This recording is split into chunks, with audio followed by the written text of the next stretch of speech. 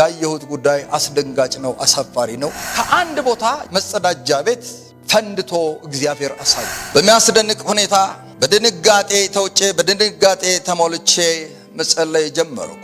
ስጸልይ ተጨማሪ ሐሳቦች መፍሰስ ጀመሩ። በእነዚህ አገራት ላይ ወገኖቼ 3 ነገሮች ሲሆኑ አየሁ። አንደኛ ቅዱሳት መጻሕፍት ወይም ማኑስክሪፕትስ ተቀብረው አየሁ። ሁለተኛ በእነዚህ አገራት ላይ ሰማዕት የሆኑ የቤተ ክርስቲያን አባቶችና መሪዎችን አየሁ። በሶስተኛ ደረጃ በእነዚህ አገራት የሚኖሩ ሰዎች ሲነካከሱና ሲያብዱ አየሁኝ። እብድ እንደሚሆን ይሆናሉ፣ እብድ የሚያደርገውን ያደርጋሉ አለኝ። ለነዚህ አካባቢዎች በጣም መጸለይ ያስፈልጋል። ራስን አዋርዶ መማለድ ያስፈልጋል። እግዚአብሔር አምላክ ይርዳል። ኤርትራዊው አገልጋይ ኢትዮጵያና ኤርትራን በተመለከተ ብዙዎችን ያስደነቀ መልእክትን አድርሶናል። ዶክተር አብይ አህመድ እየታገሉ ያሉት ከስጋ ለባሽ ኃይሎች ብቻ ጋር ሳይሆን ከጥልቁ ዓለም ተላላኪዎች ጋር ጭምርም ነው ሲል ነው በመልእክቱ ላይ ያጋራን። የኤርትራዊውን አገልጋይ ይህንን መልእክት የተመለከቱም ኢሳያስ አፈወርቂንና አስተዳደሩን ሸሽተው በአስከፊ ሁኔታ ከኤርትራ ከወጡና በስደት ወደ ሌላ ሀገር ከገቡ በኋላ ሸሽተውት የወጡትን ስርዓትና መሪን ሲደግፉ በሚታዩ ሰዎች መካከል የዚህ አይነት አገልጋይ መታየቱ እጅጉን የሚደንቅ መሆኑን ነው በመመስከር ላይ የሚገኙትም። አገልጋዩ ዶክተር አብይን የሚረዳው እግዚአብሔር ነውና አትችሉትም ሲልም ነው የተደመጠው። መልእክቱን በዝርዝር ይዘነዋል። በተመሳሳይም በደረሰን ሌላ ትንቢታዊ መልእክትም የኢሳያስ አፈወርቂ መንግስት እንዳበቃለት እግዚአብሔር ነግሮኛል ያለ በነብይነት የሚያገለግል አገልጋይ መልእክቱን አድርሶናል። በዚህ ትንቢታዊ መልእክት በሚል በደረሰን መልእክትም ላይ የኤርትራ ህዝብና የኢትዮጵያ ህዝብ ዳግም ውህደት እንደሚያደርግ አስመራንም ጨምሮ በሌሎች የባህር ነጋሽ አካባቢዎች ላይ የኢትዮጵያ ሰንደቅ ዓላማ ሲውለበለብ አየው ነው ያለን። ትንቢታዊ መልእክቱን ያደረሰን አገልጋይ በአብሮነት ቆይታችሁ ሰምታችሁ ሐሳብ ትሰጡበትም ዘንድ ይዘነዋል። ሰዓቱን ጠብቆም ወደ እናንተ የሚደርስ ይሆናል። ሰላም ጤና ይስጥልን የሻሎም ሚዲያ ቤተሰቦችም በያላችሁበት የዓለም ጫፍ ሁሉ ሰላምታችን ይድረሳችሁ እያልን በመግቢያ ያስተዋወቅኳችሁንና ሌሎች መረጃዎችን ወደ እናንተ ለማድረስ ይዘን መጥተናል። ለዩቲዩብ ቻናላችን አዲስ ከሆናችሁም ሰብስክራይብ በማድረግ ቤተሰብ ሁኑን። ሐሳብ አስተያየቶቻችሁንም በኮሜንት መስጫው ላይ አስቀምጡልን።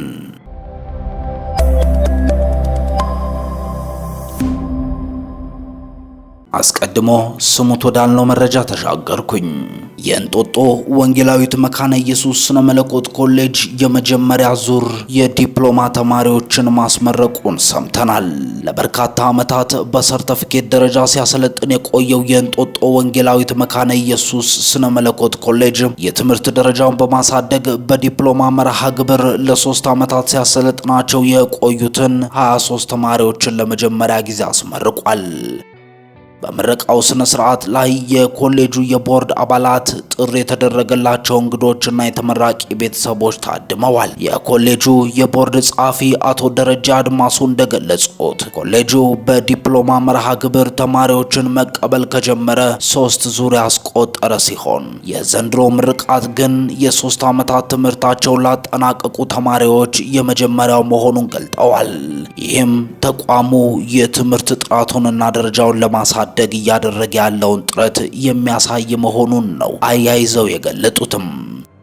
የኮሌጁ የቦርድ ሰብሳቢ መምህርት ሰብረ ወንጌል በላቸው በበኩላቸው ኮሌጁ ተደራሽነቱን ለማስፋት በርቀት ትምህርት ስልጠና ለመጀመር ዝግጅት እያደረገ እንደሆነም አብስረዋል። በተጨማሪም በምረቃው ዕለት ከፍተኛ ውጤት ላስመዘገቡ ተማሪዎች ልዩ ማበረታቻ መዘጋጀቱን ገልጠው ከአንደኛ እስከ 3ኛ በመውጣት በከፍተኛ ማዕረግ የተመረቁ ተማሪዎች የመጀመሪያ ዲግሪ ነጻ የትምህርት ዕድል ተመቻችቶላቸዋል። ይህ ነፃ የትምህርት ዕድል የተገኘው በማህበረ ምዕመናኑ አማካኝነት በኩል መሆኑም ነው የተገለጠው። ተመራቂ ተማሪዎች በበኩላቸው በቆይታቸው ደስተኛ መሆናቸውን ገልጠው የተሰጣቸውን የነፃ ትምህርት ዕድል ለተጨማሪ ስኬት እንደሚጠቀሙበትና ለተደረገላቸው ድጋፍም ምስጋና አቅርበዋል። ወደ ሌላኛው በመግቢያው ዳስተዋወቅኳቸው መረጃ ተሻግሬያለሁ። ኤርትራዊው አገልጋይ ኢትዮጵያና ኤርትራን በተመለከተ ብዙዎችን ያስደነቀ መልእክትን አድርሶናል። ዶክተር አብይ አህመድን እየታገሉ ያሉት ከስጋ ለባሽ ኃይሎች ብቻ ጋር ሳይሆን ከጥልቁ ዓለም ተላላኪዎች ጋርም ጭምር ነው ሲል ነው በመልእክቱ ላይ ያጋራን ኤርትራዊው አገልጋይ። ይህንን መልእክት የተመለከቱም ኢሳያስ አፈወርቂንና አስተዳደራቸውን ሸሽተው በአስከፊ ሁኔታ ከኤርትራ ከወጡና በስደት ወደ ሌላ ሀገር ከገቡ በኋላ ሸሽተውት የወጡትን ስርዓትና መሪን ሲደግፉ በሚታዩ ሰዎች መካከል የዚህ አይነት አገልጋይ መታየቱም እጅጉን የሚደንቅ መሆኑን ነው በመመስከር ላይ የሚገኙትም። አገልጋዩ ዶክተር አብይን የሚረዳው እግዚአብሔር ነውና አትችሉትም ሲል ነው የተደመጠው። የዚህ መልእክት ባለቤቱ አገልጋይ ሞገስ ንጉሱ ነው። ሞገስ ንጉሱ መልእክቱን በትግርኛ ያጋራ ሲሆን እኛ ወደ አማርኛ እንዲመልሰነዋል። አብይ አህመድ ለምንድነው ብዙ ፈተናዎችን እያሳለፈ ያለው? ኑ ላብራራላችሁ ይላል አገልጋይ ሞገስ ንጉሱም። ከነዚህ ሁለት ጸረ ሰላም ኃይሎች አብይ ይበልጣል ሲል ሻዕቢያንና ህወሓትን ይገልጣል። ክቡራት ተመልካቾች ዛሬ አንድ ትልቅ እውነት ልነግራችሁ ወዳለሁ ነው ያለው። ብዙ ሰዎች በኢትዮጵያ ባለው ግጭት፣ ደም መፋሰስና ፈተናዎች ምክንያት አብይ አህመድ መጥፎ መሪ ነው ሲሉ እንሰማለን። ግን አንዴ ቆም ብላችሁ የተሰወረውን እውነት እንድታዩ ጋብዛችኋለሁ ይላል። የቅን መሪ ፈተናዎች ሲል ነው የመጀመሪያ ሐሳቡን የገለጠው። አብይ አህመድ እግዚአብሔርን የሚፈራ ጸሎተኛና መንፈሳዊ ሰው ነው። መጽሐፍትን የሚጽፍ የሚመራመር ምሁርም ነው። እግዚአብሔርን የሚጠራና ሰላምን የሚፈልግ ሰው ደግሞ በቀላሉ አይሳካለትም። ሰይጣን በሁሉም አቅጣጫ ፈተና እንደሚያመጣበት የታወቀ ነው። ይህ በሰሜንም ይሁን በሌላው የሀገሪቱ ክፍል የሚታየው ደም መፋሰስና ጦርነት አንድ ቀን ሰውን ለመጣል የሚደረግ የሰይጣንና የእኩይ ኃይሎች ፈተና እንጂ አብይ አህመድ መጥፎ መሪ ስለሆነ አይደለም ይላል አገልጋዩ ኤርትራዊ ሞገስ ንጉሱም። አብዛኛው ፈተናዎች እሱ የፈጠራቸው ሳይሆኑ እሱን ለማደናቀፍ የተጠመዱም ናቸው ነው ያለው። ብልጽግና ከጨለማ ጋር ሲጋፈጥ ብሎ ደግሞ ሁለተኛ ሐሳቡን አስቀምጧል። አብይ አህመድ ብልጽግና የሚል የብርሃን ራዕይ ይዞ ነው የመጣው። የጥፋት ኃይሎች ደግሞ ብልጽግናንና ሰላምን ፈጽሞ አይወዱትም። ስለዚህ ሰይጣን ይህንን የብልጽግና ራዕይን ለማደናቀፍ ያለውን አቅም ሁሉ እየተጠቀመ ነው። ሆኖም አብይ አህመድ ይህን ሁሉ ማዕበልና ፈተና ተቋቁሞ አሁንም እየሰራና እየገነባ ይገኛል። እውነተኛዎቹ መጥፎ መሪዎች ሻዕቢያና ህወሓት ናቸው ሲልም ሌላኛው ሐሳቡን ቀጥሏል። አብይ አህመድ ከነዚህ ሁሉ ፈተናዎች ጋር ከኢሳያስና ከህወሓት መሪዎች በመቶ እጥፍ ይሻላል። እስኪ ያወዳድሯቸው። ሻዕቢያና ህወሓት ለ30ና 40 ዓመታት ያህል በስልጣን ላይ ተቀምጠው ምን አመጡም? ምንም። እኛም ብቻ ስሙን ከኛ ውጪ ጀግና የለም የሚል አስተሳሰብ ይዘው ህዝብን ከመበተንና በስርቆትና በሙስና ከመሰማራት ውጪ ያመጡት ለውጥ የለም። ለሶስት አስርት ዓመታት ያህል ስልጣን ይዘው አንዲት ቤተሰብ በሰላም እንድትተነፍስ ያላደረጉት አሮጌ መሪዎች ናቸው። እነዚህ ቡድኖች ናቸው ዋናዎቹ መጥፎ ለህዝብ የማይጠቅሙና ወደ ኋላ የሚጎትቱ መሪዎች ይላል ኤርትራዊው አገልጋይ ሞገስ ንጉሱም። ሐሳቡን ሲያጠቃልልም ስለዚህ አይኖቻቸውን ክፈቱም፣ ለ7 ዓመት የገዛ ሀገር ለመገንባት የሚተጋ እግዚአብሔርን የሚጠራ መሪ ከነፈተናዎቹ ከነዚህ ከ30 ዓመት በላይ በጦርነት በስርቆትና በጭቆና ከኖሩት ሻዕቢያና ህወሓት ጋር ፈጽሞ አታወዳድሩትም። አብይ አህመድ ከነሱ የላቀ ምርጥ መሪ ነው ይላል ወንድማችን ሞገስ በመልእክቱም። በተያዘም በሌላ በደረሰን ትንቢታዊ መልእክት ላይ ነብይ ጆሲ ይህንን ሐሳብ አጋርቶናል። ስለ አላስካ መስጊድና ስለ ሙስሊም እህት ወንድሞቼ በጌታ ፊት አለቅሳለሁ። ከፊት ለፊት እየመጣ ያለው መከራ በቀላሉ የሚቀለበስ አይደለምና ጸልዩ ሲል ኢትዮጵያንንም ኤርትራንም እንዲሁም እስራኤልና ኢራንን የተመለከተ መልእክቱን አጋርቷል። መስጊዱን በቅርቡ ቀን በአሜሪካና በእስራኤል ሴራ ይፈርሳል፣ አስታውሱ ያልኩት በቅርብ ነው ሲል መልእክቱን አጋርቷል። በሁለተኛ ደረጃ ሶስተኛው የዓለም ጦርነት ኦሬዲ ጀምሯል ሲል ነው መልእክቱን ያጋራው። ታላላቅ መሪዎች ይሞታሉ፣ እኔ ግን በዚህ ዓመት ትራምፕ እንዲሞት ጸልያለሁ ሲልም ፕሮፌት ጆሲ በመልእክቱ ላይ ተናግሯል። ኢትዮጵያ ከፍተኛ ጦርነት በይፋ ይታወጃል። የፌዴራል መንግስቱ ጦርነቱን በበላይነት ያሸንፋል። ኤርትራ ትወድቃለች። የኢትዮጵያ ባንዲራ አስመራ ላይ በክብር ይውለበለባል። የትግራይና የአማራ ወጣቶች ያልቃሉ። ስለዚህ ተመለሱና ንስሐ ገብታችሁ በህይወት ኑሩ ሲል መልእክቱን አጋርቷል። ሲቀጥልም ትላልቅ የጦር ጀነራሎች ይህችን ምድር በሞት ይሰናበታሉ። ሌላ በተለያዩ ሀገራት የተፈጥሮ አደጋ ይነሳል። ኔፓል፣ ቻይና፣ ህንድ፣ ሩሲያ የመሬት መንቀጥቀጥ፣ ጎርፍ፣ ፕሌን ክራሽ፣ እሳት ቃጠሎ ይፈጠራል። አሜሪካ በታሪክ አይታ የማታውቀውን የሽብር ጥቃት ይገጥማታል ሲል ነው የተለያዩ አነጋጋሪ መልእክቶችን በማጋራት የሚታወቀው ፕሮፌት ጆሲ መልእክቱን ያጋራም።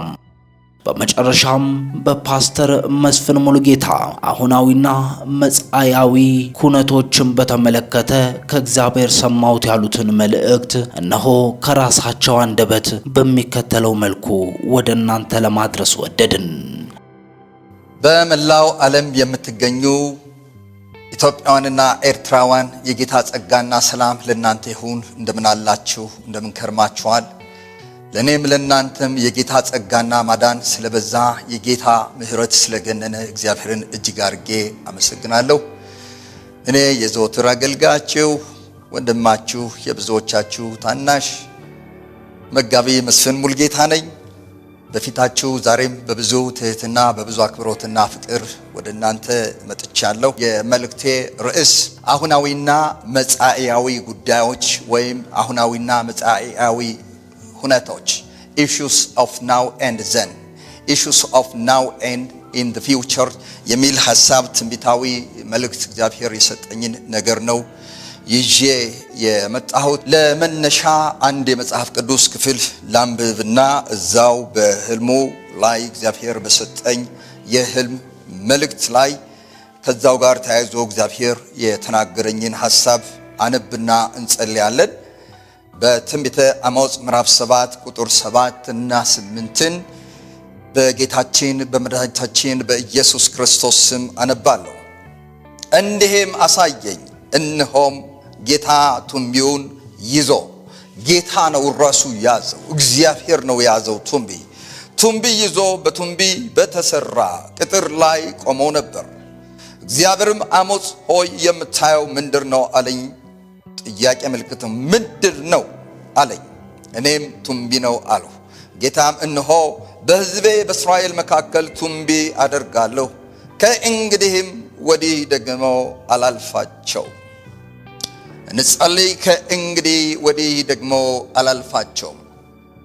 ቱንቢ ሁለት ነገር ነው ይዞ የሚመጣ። የተሰራ የተገነባ የታነጸ ህንፃ ላይ ድልድይም ሊሆን ይችላል፣ ሌላም ነገር ሊሆን ይችላል፣ ሐውልትም ሊሆን ይችላል። ያ ጉዳይ ከአርክቴክቱ አንፃር ከዲዛይነሩ አንፃር በአግባቡና በስርዓት መገንባቱን እና ያንን አፕሩቫል ፕሩፍ ማድረጊያ ነው፣ አፕሩቫል መስጫ ነው። ስለዚህ በዛ ሜዠርመንት መሰረት ነገሩ የተገነባውና የተሰራው ይቀጥል ይሄድ ብሎ የሚያጸድቅ ነው። ካልሆነ በዛ ቱንቢ ልኬታ ካላለፈ መፍረስን ነው የሚያሳየው። ሁለተኛ አዳዲስ ቅያሶችም ቱንቢ ይኖራቸዋል።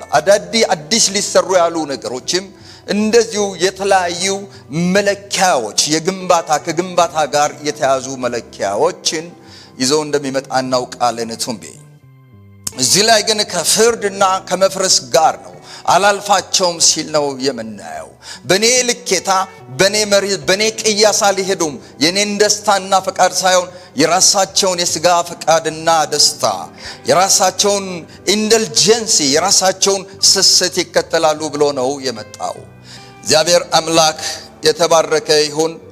ወገኖቼ ዛሬ ይዤ የመጣሁት ሐሳብ የዛሬ 48 ቀን አካባቢ እግዚአብሔር ሲያትል በሚባል አገር ወይም ከተማ በሰሜን አሜሪካ በነበርኩ ሰዓት መጋቢት 20 ወይም በፈረንጆች ማርች 29 2024 በእኛ መጋቢት 20 2016 ዓመተ ምህረት በአንድ ሌሊት በዛ ሌሊት እግዚአብሔር ያሳየኝን መልእክት ነው።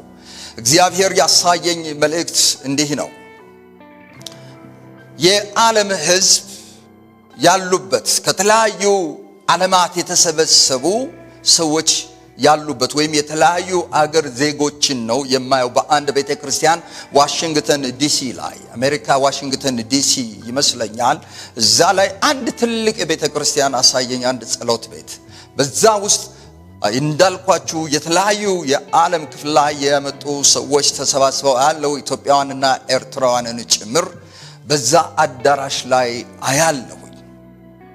በመድረኩ ላይ 3 ንስሮች አየሁኝ። እግዚአብሔር አሳየኝ 3 ንስሮች። ከዛ 3ቱ ንስሮች ከሌሎች 3 አዕዋፋት ጋር ይጫወታሉ በዛ የእግዚአብሔር መድረክ ላይ። አንደኛው ንስር ከዶሮ ጋር ያወራል፣ ይወያያል፣ የደራ ጨዋታ የደራ ወግ ይዟል። አንደኛው ንስር ከቁራ ጋር፣ አንደኛው ንስር ጥንባንሳ ከምንለው ጋር ሊትራሊ ስካቬንጀር ከሚባለው ጋር ከሱ ጋር ያወራሉ። ከጀርባ ላይ ከመድረኩ ጀርባ ቅድም ያነበብኩት በአሞጽ ምዕራፍ 7 ከ7 እስከ 8 ያለው ተጽፎ አየሁ። ያንን ምንባብ እንደገና በጌታችን በመድኃኒታችን በኢየሱስ ስም አነባለሁ። እንዲህ ማሳየኝ፣ እነሆም ጌታ ቱንቢውን ይዞ በቱንቢ በተሰራ ቅጥር ላይ ቆሞ ነበር። እግዚአብሔርም ቱንቢውን የያዘው አምላክ እግዚአብሔርም አሞጽ ሆይ የምታየው ምንድር ነው? ወገኖቼ እስራኤል በእግዚአብሔር እጅ ነች።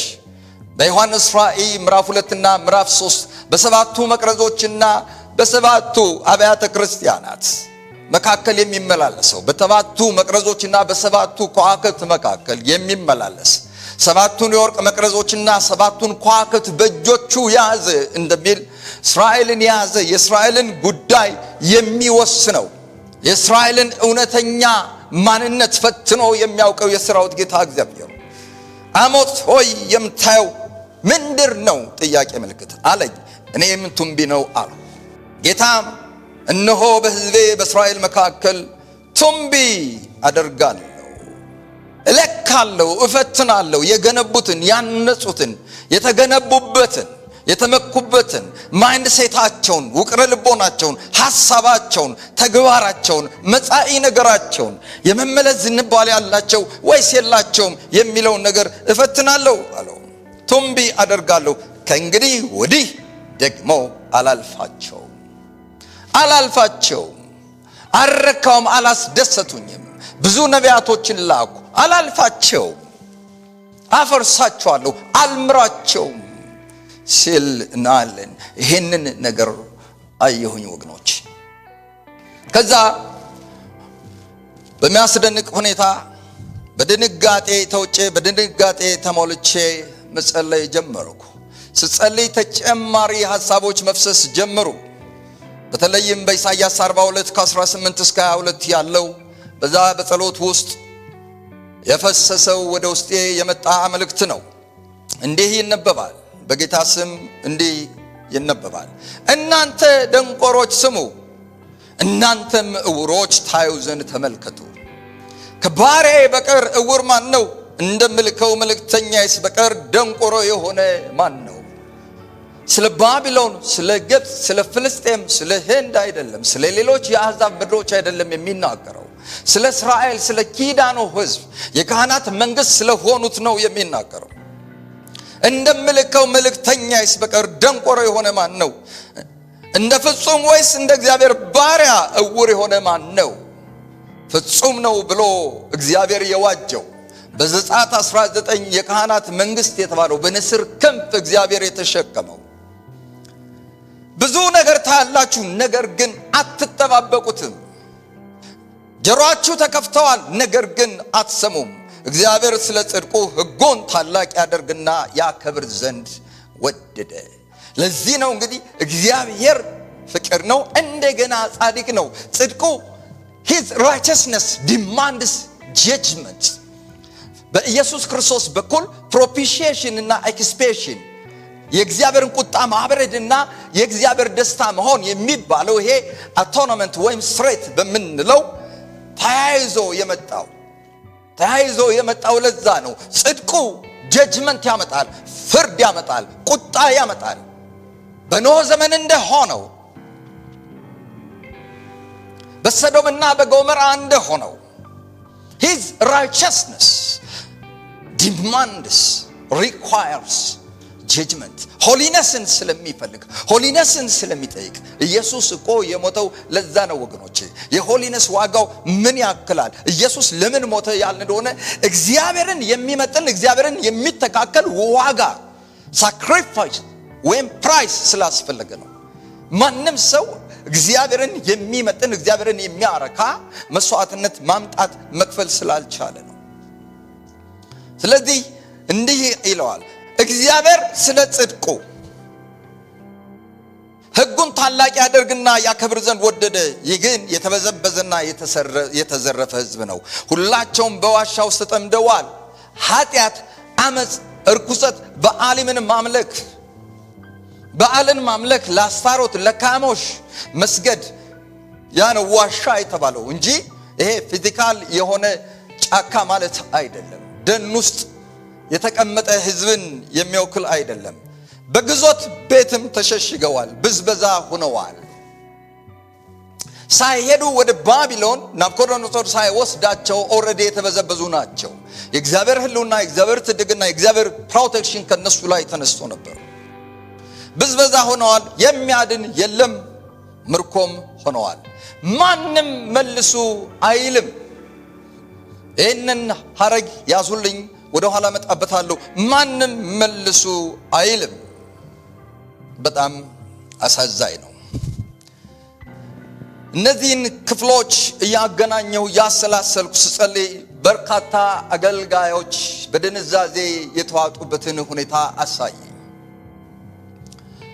ሕልሙ ላይ አሞጽ ምዕራፍ 7 ከ7 እስከ 8 ተጽፎ 3 ንስሮች ከዶሮ አንደኛው ሌላኛው ከቁራ ጋር ሌላኛው ደግሞ ከጥንባንሳ ወይም ስካቬንጀር ከምንለው ጋር እያወሩ በእግዚአብሔር መድረክ ላይ በቤተ ክርስቲያን መድረክ ላይ አሳየኝ ብያችኋለሁ። በዛ ውስጥ ምንድነው ተጨማሪ እግዚአብሔር ያሳየኝ?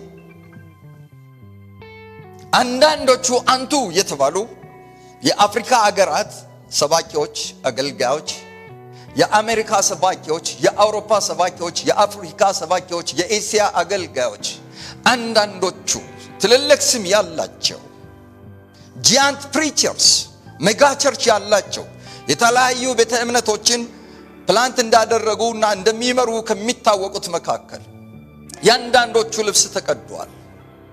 አንዳንዶቹ ፓራሊቲክ ሆነው በዊልቸር እና ወገኖቼ በክራንች ይሄዳሉ። ትልልቅ አንቱ የተባሉ ዘማሪዎች፣ ነቢያቶች፣ ማላጆች፣ የተቦጫጨቀ ልብስ የለበሱ አገልጋዮች፣ ነክድ የሆኑ የእግዚአብሔር ነገር ከነሱ የተለያቸው ሰዎችን እግዚአብሔር አሳየ። በጣም አሳዛኝና ልብ ሰባሪ ጉዳይ ይሄ ሁኔታ በነበረበት ሰዓት አንዳንድ ሰዎች ጉባኤውን ረግጠው ወደ ዓለም ሲሄዱ አየሁ። እነሱ እንደዚህ ከሆኑ ብለው ልባቸው አዝኖና ተሰብሮ ወደ ዓለም ሲሄዱ፣ ወደ ሥጋ ፈቃድ ሲሄዱ፣ ወደ ኃጢአት ሰፈር ሲሄዱ እግዚአብሔር ዓይኔን ከፍቶ አሳየኝ። ለዚህ ነው በርካታ አገልጋዮች በድንዛዜ ልብ ብላችሁ አዳምጡ። ተመለሱ ያለ የለም የሚለው ላይ ልምጣ። ይሄን ሐረግ እናገርበታለሁ ብያችኋለሁ። የኢሳይያሱን ተመለሱ የሚል የለም፣ ሃይባይ የለም፣ የሚገስጽ የለም። ልብሳቸው ያልተቀደደ ጥሩ ልብስ የለበሱ አገልጋዮችን አይ ነበር። ማናቸውም በቁጣና በቁጭት በእግዚአብሔር የቅናት ግለት ሊገስጹና ሊናገሩ ሲደፍሩ አላይም። ለምን ምንድነው በዛ ውስጥ እግዚአብሔር የተናገረኝ? በእነዚህ በክፎችና በስጋውያን የሚመጣውን ተቃውሞ የፈሩ ሰዎች በንጽህና ይኖራሉ፣ ግን ሪላክታንት ናቸው። ፌስ ማድረግ አይፈልጉም፣ መወገር አይፈልጉም። በማመቻመች ነው የሚሄዱ። ቶለራንስ የሚባለው ጉዳይ ፍሮም ቶለራንስ ወደ ኮምፕሮማይዝ ሰዎች እንደመጡ የምንግዴነት inclination of compromise, they inclined to compromise የማመቻመች ጉዳይ ሰውን መፍራት ወገኖቼ ወጥመድ ነው ብሎ ይናገራል መጽሐፍ ቅዱስ። ከመለኮታዊ እውነት ይልቅ ሰዎች ለልምምዳቸው የተሰጡበት የእግዚአብሔር ቃል የተሸቃቀጠበት ሁኔታ ነው የሚያሳዩት። ንስር አይደለም የንስር ተፈጥሮ ሶስቱ እንኮ ብዙ ወዳጅነት የላቸውም። ዶሮ፣ ቁራና ጥንባንሳ እንኳ ወገኖቼ አብረው አይሄዱም። እንግዳ ነገር ነው መሸቃቀጥ። የመድረኩ የመሰዊያው መበላሸት፣ መገንባት፣ መከርፋት ያንን ነው የሚያሳየው። የሚለውጥና የሚቀድስ የእግዚአብሔር መልእክት እንደ እግዚአብሔር ፈቃድ የሆነ ቤተክርስቲያንን ለንጥቀት የሚያዘጋጅ ከፊት መጨማደድና ከእርጅና ማላቀቅ የማይቻልበት ሁኔታ እንደመጣ እናያለን። አስፈሪ ራእይ ነው፣ አሳፋሪም ነው፣ አስደንጋጭም ነው። በመድረኩ ላይ እነኛ ሶስቱ አዕዋፋት መታየት አልነበረባቸው። especially ይሄ scavenger or vulture የምንለው not crow or prey, prey prey ቁራ አይደለም፣ literally scavenger። ይሄ ቁራም ማንነትና ባህሪ ሲጠና ወገኖቼ እጅግ አጸያፊ ነው። በርግጥ ቁራ ወገኖቼ አንድ ወቅት መልካም ስራ እንደሰራ እናውቃለን። የተለያዩ ቁራዎች ይሁን አንድ ቁራ እየተመላለሱ ኤልያስን የቀለቡበት በኩራት ፈፋ የቀለቡበት የመገቡበት የእግዚአብሔር የአቅርቦት ምክንያት እንደሆኑ የእግዚአብሔርን አቅራቢነት ያሳዩበት ሁኔታ እንዳለ እናውቃለን። ነገር ግን በሌላ ባህሪያቸው በአመጋገቡ ስናይ፣ ሌላ ፈቃዱን ስናይ መልካም ነገር ይበላል፣ እንደገና የጠነባም የገማም የሞተ ነገር ብስባሽንም ይበላል። ደብል ማይንድድ አንዳንድ መንፈሳውያን ወይም አንዳንድ የሥነ መለኮት ምሁራን ደብል ፐርሶናሊቲን ያሳያል፣ ፈሪሳውነትን ያሳያል ብለው ይናገራሉ። ሁለቱንም ብዙ አገልጋዮች በሁለቱ ነገር ተውጠዋል። አንድ እግራቸው እዚህ፣ አንድ እግራቸው በዓለም፣ አንድ እግራቸው በቸርች፣ አንድ እግራቸው ስለ ጽድቅ፣ አንድ እግራቸው ደግሞ ስለ ሌላ ጉዳይ የሚያወራ እንደሆነ እግዚአብሔር በግልጽ አስረዳኝ። በዛ ጸሎት ውስጥ እያለሁ እግዚአብሔር ትልቅ መቃተትን ውስጤ የተንቀጠቀጠ እና የደነገጥኩ ቢሆንም እግዚአብሔር የመቃተትን መንፈስ፣ የምልጃን መንፈስ፣ የጸሎትን መንፈስ እግዚአብሔር ሲያበዛልኝ አይ ነበር። እግዚአብሔር በጸሎት ውስጥ እያለሁ ምንድነው መፍትሄው እያልኩ ስጠይቅ ሁለት የምንባብ ክፍሎችን እንደሚያደርግ፣ የተሐድሶ ንፋስን እንደሚያመጣ፣ እግዚአብሔር መጥራትን እንደሚያደርግ ነገረኝ፣ እንደሚያጠራ። በዘካርያስ ምዕራፍ 13 ከ1 እስከ 3 ኋላ እንተነትነዋለን። በሚልክያስ ምዕራፍ 3 ከ1 እስከ 2 ያሉትን የምንባብ ክፍሎች እግዚአብሔር ሰጠኝ። በመድረኩ ላይ መታየት የነበረበት ንስር ብቻ ነው ወገኖቼ። መድረኩ ምን ይወክላል? በጴንጤቆስጤ ወይም በወንጌል አማኞች ወይም ፔንቴኮስታል በምንባለው we are ፔንቴኮስታል። ስለዚህ ወገኖቼ በመንፈስ ቅዱስ ህልውና አመራር፣ በመንፈስ ቅዱስ መሪነት፣ አስተማሪነት፣ ቀቢነት፣ አሰልጣኝነት፣ አጋዥነት፣ በመንፈስ ቅዱስ አብርሆት፣ በመንፈስ ቅዱስ ነጂነት የምናምን ማለት ነው ፔንቴኮስታል።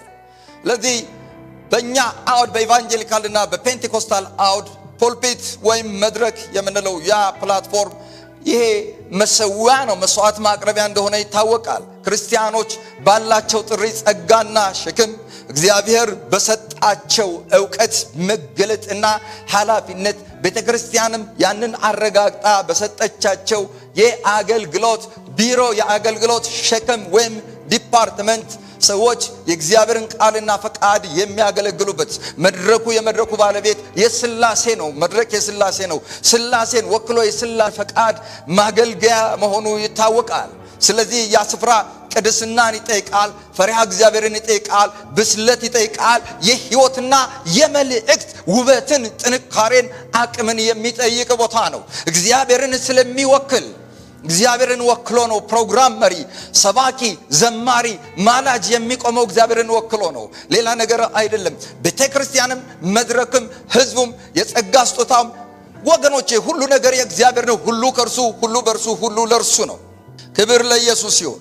ስለዚህ የመድረክን ምንነት የመድረክን ሙሉ ቁመናና አስፈላጊነት የመድረክን ሙሉ ማዕቀፍ ስናይ አንደኛ በአራት የተገመዱ ወይም አራትዮሻዊ አስፈላጊነት ወይም ፋይዳ ነው የምናየው። አንደኛ የተለያዩ ትምህርቶችና ስብከቶች ይቀርቡበታል። መድረክ እሱ ነው። ሁለተኛ የዝማሬ አገልግሎት ይቀርብበታል። ሶስተኛ የጸሎት መስዋዕት ወደ ሰማይ የሚያርግበት ቦታ ነው። አራተኛ ምስክርነትና ተዛማጅነት ያላቸው ምእመናንን የሚያንጹ ለእግዚአብሔር ክብር የሚያመጡ ተግባራት የሚከናወኑበት ነው። ስለዚህ እጅግ አስፈላጊ ነው። ስለ መድረክ ትልቅ ኮንሰርን ሊኖረን ይገባል። መድረክ መቀለጃ አይደለም። እነዚህ ክንውኖች እንደ እግዚአብሔር ፈቃድ ወይም አሁን ባልኩት መልክ እነዚህ ክንውኖች ሲከናወኑ መድረክ የእግዚአብሔር መስታወት፣ እግዚአብሔር ለሕዝቡ የሰጠው መስታወት ወይም መልእክቶች፣ አገልግሎቶች፣ መዝሙሮች የሰውን ማንነት የሰውን ውበት የሚያሳዩ መስታወቶች ሆነው ይገለጣሉ። ካልሆነ ይደበዝዛሉ። ጠለሸት የተቀባ ወይም የጨቀየ መስታወት ነው የሚሆነው። እንደዛ ነው የሚሆነው መድረኩ እና የሕይወት ጥራት አስፈላጊ ነው። ፈሪሃ እግዚአብሔር አስፈላጊ ነው። የመንፈስ ፍሬ አስፈላጊ ነው። ጤናማ ተግባቦት አስፈላጊ ነው። በመድረክ ላይ የምንናገረውን ነገር ማወቅ አለብን። ለምንድነው ፌዝ የበዛው ቀል የበዛው በእግዚአብሔር ስም የተጠራው መድረክ መሳለቂያ ለምን ሆነ ያለ እንደሆነ የሕይወት ጥራት ስለሌለ፣ ቅድስና ስለሌለ በብዙ መድረኮች የኢትዮጵያ መድረኮች በኢትዮጵያ የተለያዩ ከተሞች ከአዲስ አበባ ጀምሮ በተለያዩ መድረኮች ወገኖቼ ለምን ፌዝ በዛ ያልን ስለሆነ ወገኖቼ ንስሩ ሰማያዊነትን፣ ከፍታን፣ ፍጥነትን፣ ኃያልነትን የሚወክለው ንስር ከዶሮ ጋር ስለዋለ ከቁራ ጋር ስለዋለ ለምንድነው ሰዎች ጥቅም አግበስባሽ የሆኑ የሚከፈሱ የሚታበዩ የአንቱታ ስፍራ የያዙ ክርስቶስን ለምን ጋረዱ? የመንፈስ ቅዱስን ሚና ለምን ጋረዱ? አገልግሎት ወገኖቼ it is an orchestration of Jesus or an engagement in the act of Trinity. it is theodrama መለኮተ ተውኔት ነው። አገልግሎት ቴዎድራማ ነው። not anthropos ሰብ የሚተውንበት አይደለም። መለኮት የሚተውንበት በሱ ተውኔት የምንጋራበት፣ የምንገረምበት፣ የምንደነቅበት፣ የምንካፈልበት ነው። it is an orchestration of Holy Spirit። ሰው አይደለም ኦርኬስትሬት የሚያደርገው፣ ሰው አይደለም ተዋናኙ። ሰው ተገልጋይ ነው በመንፈስ ቅዱስ በእግዚአብሔር ሞገድ inviting the wave of Holy Spirit, the guidance of Holy Spirit መንፈስ ቅዱስን የምንጋብዝበት ነው። መረዳት ያስፈልጋል። እግዚአብሔርን እኮ ነው የወከለው። የሆነ ሌላ ቀመር አይደለም፣ ሃይማኖት አይደለም። ትኩስ መረጃ የሚመጣበት፣ ትኩስ ዕውቀት የሚመጣበት፣ መነዳት የሚመጣበት፣ የእግዚአብሔር አቅርቦት የሚታይበት፣ የእግዚአብሔር ጉብኝት የሚታይበት ነው መድረክ። የአገልጋይ ብቃት ሁለንተናዊ እድገት፣ መልቲ ዳይሜንሽናል እድገት፣ ብዙ ልዩ የእግዚአብሔር ጥበብ፣ የእግዚአብሔር ፖቴንሻል፣ የእግዚአብሔር ክህሎት፣ የእግዚአብሔር አቅም አሁን በቤተ ክርስቲያን ተገልጧል ይላል ኤፌሶን ምዕራፍ 3 ቁጥር 10። ከየትኛውም ቦታ የማይገዛ ከየትኛውም ዩኒቨርሲቲ የማይገኝ በአምስቱ የስሜት ህዋሶች የማናገኘው የተለያዩ ዩኒቨርሲቲዎች በአምስቱ የስሜት ህዋሳት የምናውቀውን ሴንስ የምናደርገውን ፕሩፍ የምናደርገውን መረጃ ኤቪደንስ ኢኖቬቲቪቲ፣ ኢኖቬሽንስ፣ ኒው አይዲያስ፣ አዳዲስ መረጃዎች ይሰጡናል። አዎ የሰው ልጅ የምርምር፣ የመማር፣ የማሰብ፣ የመፈላሰፍ የፈጠራ ውጤቶች ሆኑ። ይሄኛው ግን ሌላ ዳይሜንሽን ነው። የመንፈስ ቅዱስ ስጦታዎች በአምስቱ የስሜት ሕዋስ የሚገኙ አይደሉም። ከየትኛውም ዩኒቨርሲቲ የምናገኛቸው፣ ከየትኛውም ቦታ የምንገዛቸው አይደሉም። ውድ ናቸው።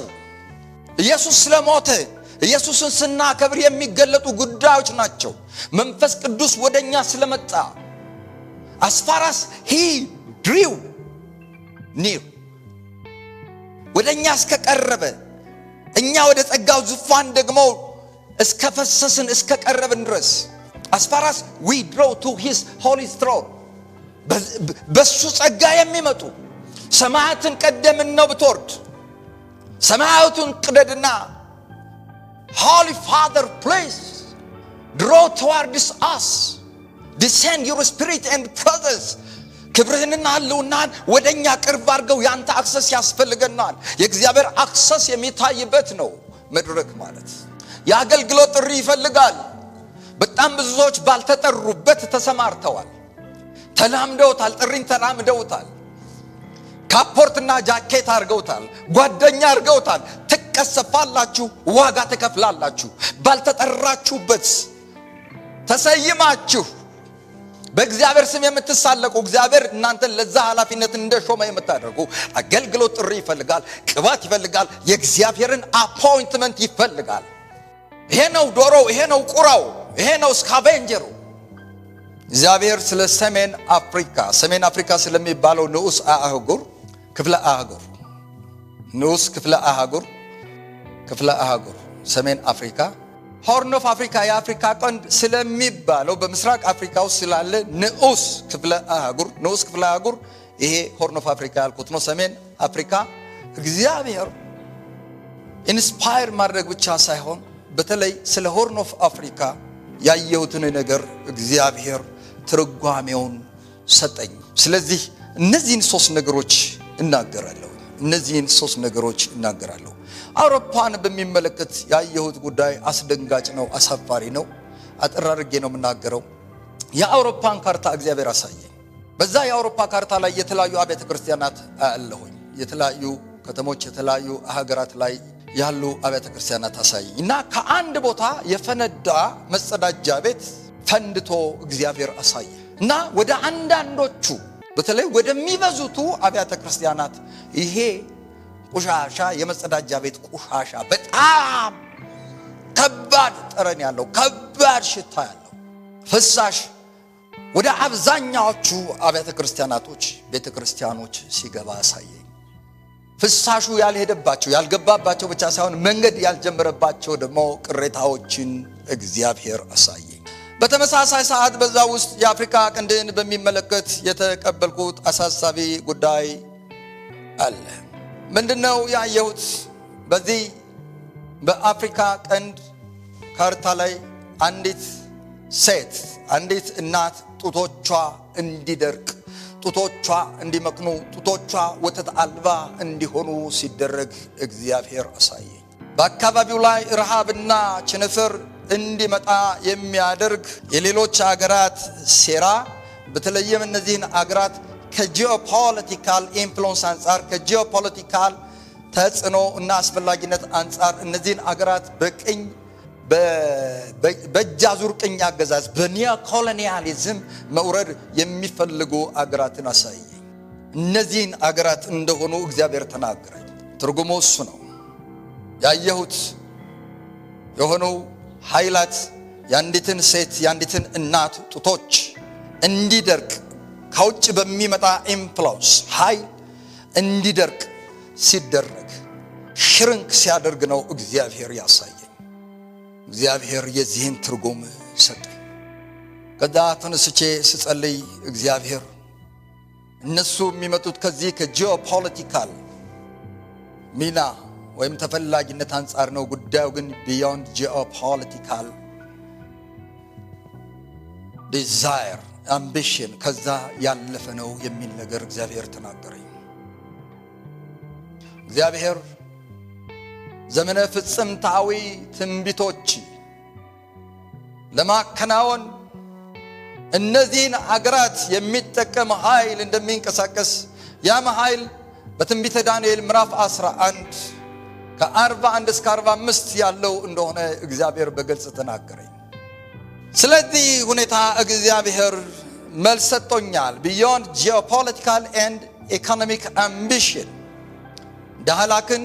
ዳህላክ የሚባለውን ደሴት፣ የኤርትራ ደሴት፣ የአሰብ ወደብ፣ የሱዳን ወደቦች፣ የምጽዋ ወደብ፣ የጅቡቲና የሶማሊያ ሁኔታ በሌሎች ሀያላን እጅ እየወደቀ ነው። አሁንም ከዛ በላይ እንደሚወድቅ የመጨረሻ ሂደቱ እነዚህን አገራት ማዳከም፣ የባህር በሩን የነሱ በማድረግ እነዚህን አገራት ማሽመድመድ፣ ለነሱ ሰፊ ፖርሽን እየወሰዱ ቅንጥብጣቢና የተቀናነሰ ነገር ለነዚህ አገራት በመስጠት እነሱን ማሽመድመድ፣ ከዛ ሚሊተሪ ወታደራዊ ገዥነትና የበላይነትን በአካባቢው ላይ መያዝ፣ ሚድል ኢስትን የሚያገናኝ ወደዛ ደግሞ እንደምታውቁት ወደ ሜዲትራኒያን ሲ በሜድ አውሮፓን የሚያገናኝ ወደዚህ ደግሞ ከአትላንቲክ ኦሽን ከኢንዲያ ኦሽን ጋር የሚገናኝበት ሁኔታ ነው ያለው። ወደ ሶማሊያ ከዛ ወደ ኬንያ የሚሄድ ሁኔታ ነው የምናየው። በጣም ከባድ ሁኔታ ነው። ከ6 ወራት በፊት አንድ መልእክት እንዳስተላለፍኩ ብዙዎቻችሁ ታውቃላችሁ።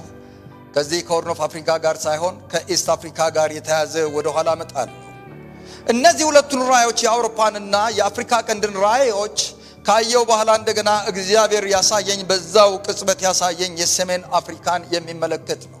አልጄሪያን፣ ሊቢያን፣ ቱኒዚያን፣ ግብፅን እና ሌሎችን አገራት የሚመለከት በእነዚህ አገራት ላይ ወገኖቼ 3 ነገሮች ሲሆኑ አየሁ። አንደኛ ቅዱሳት መጻሕፍት ወይም ማኑስክሪፕትስ ተቀብረው አየሁ። ሁለተኛ በእነዚህ አገራት ላይ ሰማዕት የሆኑ የቤተ ክርስቲያን አባቶችና መሪዎችን አየሁ።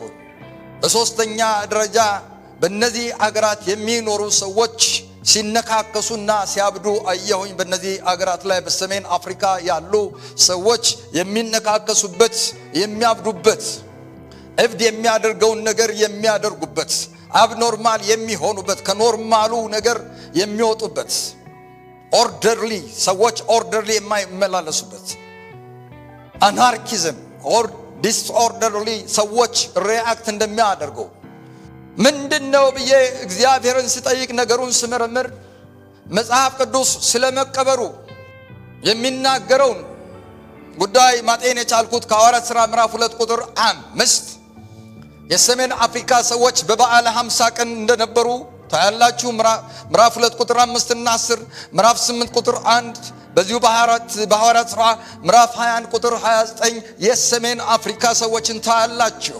የመንፈስ ቅዱስን በኩር የበዓለ 50 በኩር ተቋዳሽ የመንፈስ ቅዱስን የመጀመሪያ ጉብኝት የመጀመሪያውን እፍታ ላዩን የበረከቱ የመጀመሪያ ቀማሾች የመጀመሪያው በረከት የተቀበሉ ሰዎች እንደሆኑ ታያላችሁ። ማኑስክሪፕትን የቀበሩ አካባቢዎች ናቸው። የሞቱ ሰማዕታት የተሰየፉ ሰማዕታትን አየሁ። ለዚህም ደግሞ ኤቪደንስ እንዲሆን ጥናቶችን ለማጥናት ሞከርኩ። ጥናቶች ሳጠና ትልልቅ ጂያንት ቸርች ፋዘርስ የሚባሉት የጥንቷ ቤተክርስቲያን ጂያንት ፋዘርስ ኦፍ ዘ ኤንሸንት ቸርች የሚባሉትን በሰሜን አፍሪካ ታገኛላችሁ። በጣም ታዋቂ የሆኑትን ልጥቀስ ብል ተርቱሊየን ከ155 እስከ 240 ዓመተ ምህረት በአዲስ ኪዳን ይሄ ሰው ቱኒዚያዊ ነው። የአሌክሳንድሪያው ኦሪገን አሌክሳንደር እንግዲህ ግብጽ ነው። ይሄ ሰው ግብጻዊ ነው። ከ185 እስከ 254 ዓመተ ምህረት የኖረ ሰው ነው። አውግስቲን በእንግሊዘኛ አውግስቲን በአማርኛ ቅዱስ አውግስቶስ ሴንት አውግስቲን ወይም ቅዱስ አውግስቶስ አልጄሪያዊ ነው። ከ354 እስከ 430 ዓመት የኖረ ሰው ነው። ለዚህ እግዚአብሔር እንዲህ አለኝ፣ አስከፊ በሆነው የቅድመ አያቶቻቸውና የአያቶቻቸው ጉዳይ እንዲሁም በእነሱ ኃጢአት ንስሐ ባይገባ ይሄ ትውልድ እርስ በርስ ይበላላሉ፣ እርስ በርስ ይነካካሳሉ፣ እብድ እንደሚሆን ይሆናሉ፣ እብድ የሚያደርገውን ያደርጋሉ አለኝ። ለነዚህ አካባቢዎች በጣም መጸለይ ያስፈልጋል። ራስን አዋርዶ መማለድ ያስፈልጋል። እግዚአብሔር አምላክ ይርዳን።